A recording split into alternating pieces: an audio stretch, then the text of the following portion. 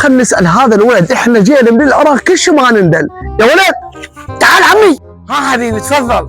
اقول لك خالد احمد والدك ماكو بيت الايجار. لا والله خالي ماكو. والله وقت العالم كذا تسافر وتطلع، وابو تشاتشوخ شقاوة العراق قاعد بنص الدربونه وعلى صينيه. والله وقت ابويا قداء وابويا هذا.